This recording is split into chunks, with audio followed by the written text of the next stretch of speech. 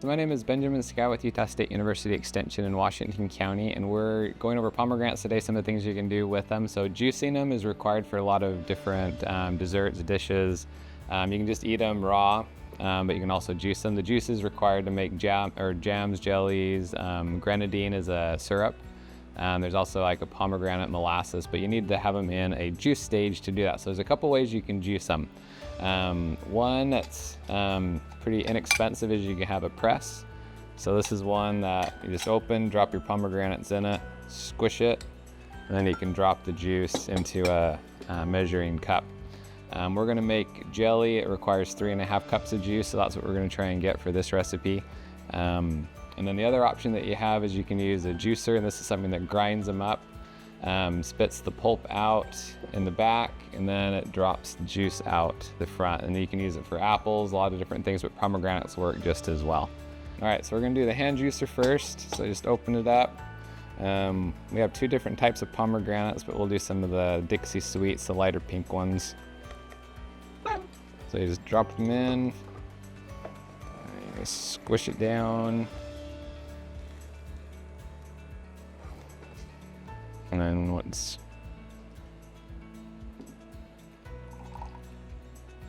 you got some nice pretty pink pomegranate juice. You can actually do a couple loads of that one, so you can tell with this juicer it doesn't squish all of them. So you can drop them back down in and squish it multiple times to make sure you get all the juice out of them. If you did all that work, you don't want to waste the juice. So then you just squish it until you can tell the arils in it, all the little fruitlets have popped and the juice is out. All right, so on this one, this is just there's different types of juicers, lots of different brands that you can pick from. Anyways, you turn it on, drop them all in, then it has a plunger that you squish them down into the thing with.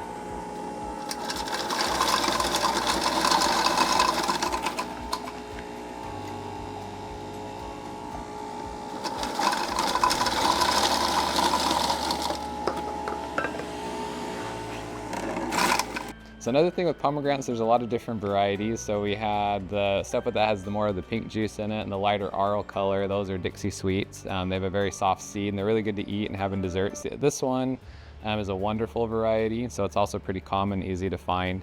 But they're darker in color, they're tart, so they don't have as much sugar content in them, but the seed in them is also really hard.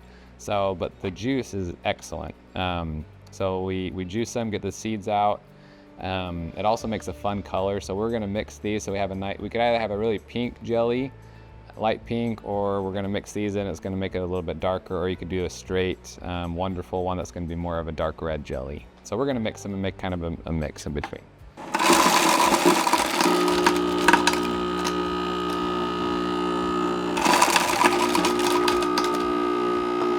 So to make pomegranate jelly, and we have two different types of pomegranates, so you can tell the juice color is a little bit different.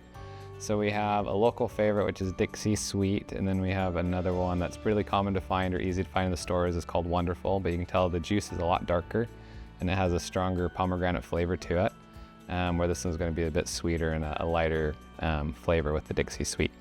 But to make pomegranate jelly, only 3 things that you really need, or 4 things. You have the pomegranate juice, lemon juice, so we just have a 1/4 cup of lemon juice. We need 3.5 cups of pomegranate juice, which is what we have here. Pectin to get it to set up, and then of course with all jellies and jams you have sugar, lots of sugar. So those ingredients, we're going to combine those together. We're going to put these 4 together and boil it for just a couple of minutes. Then bring it to a boil. Then we're going to add the sugar. So that's 4.5 cups of sugar that we'll add to it, bring it back to a boil for 2 minutes, and then take it off the heat and put it in bottles. So that's kind of the process that we're going to go through to make pomegranate jelly. So we're going to add the pomegranate juice to it. So this is going to be 3.5 cups. And we thought it'd be fun to mix the two colors together, so instead of having a really light pink color or a really dark pink, we'll have something kind of in between. We're going to add the lemon juice to it, and we just have the fruit pectin Takes one package.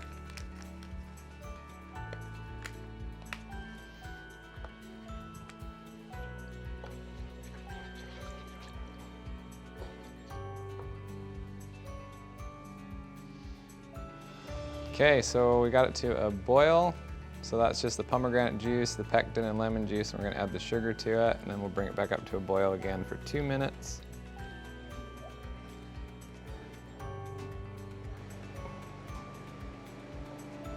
So our pomegranate jelly, we brought it up to a boil, so it boiled for 2 minutes. It does foam a little bit, so make sure you have a large enough pot that it can capture the foam so it doesn't overflow. Then we'll basically take it off the heat, and then we're ready to put it in jars, put the lids on, and we'll process it. So when we're filling up the jars, we're shooting for 1/4 inch headspace, which means that you fill them up until there's about a 1/4 inch left before you get to the rim. Hopefully we won't get it everywhere.